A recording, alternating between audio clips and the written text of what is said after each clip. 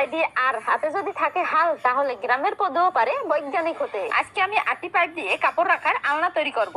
এর সাথে লাগবে 36টি টি এবং 15টি এলবো। এরপরে একটি পাইপকে 8 ইঞ্চি করে 3টি কেটে নেব। এরপরে টির জন্য কেলাম কেটে নিতে হবে। এখানে 1.5 ইঞ্চি পরিমাণে কেলাম কেটে নিতে। এরপরে 2.5 ফিট করে 18টি পাইপ কেটে নিতে হবে। এরপরে 9টি 8 ইঞ্চি আর 8টি 12 ইঞ্চি করে কেটে নেব। আলনাটি বসানোর জন্য এইভাবে 3টি তৈরি করে নিতে হবে। 8 ইঞ্চি পাইপের সাথে এলবো এবং টি দিয়ে এটা তৈরি করে নিয়েছি।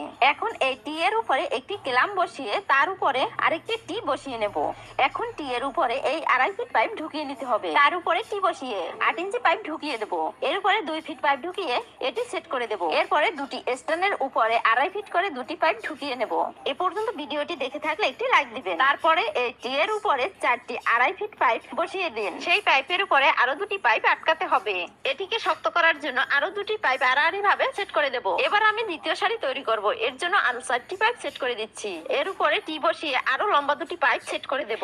এরপরে তৃতীয় সারির জন্য এর উপরে 4টি পাইপ বসিয়ে টি বসিয়ে দিন। তারপরে লম্বা দুটি পাইপ ভরে দেব। ভিডিওটি আপনি কোথা থেকে দেখছেন অবশ্যই কমেন্ট করে জানাবেন। এখন এই দুটো জোড়ানোর জন্য লম্বা পাইপ দিয়ে দুটিকে সেট করে নিচ্ছি। বন্ধুরা, আমার ভিডিওতে যারা প্রতিনিয়ত লাইক, কমেন্ট এবং শেয়ার দেন তাদেরকে অসংখ্য ধন্যবাদ। পাইপ দিয়ে যে এত সুন্দর আলনা তৈরি করা যায় তা আপনারা কখনোই ভাবেননি। তাই ভিডিওটি ভালো লাগলে অবশ্যই একটি শেয়ার দিন।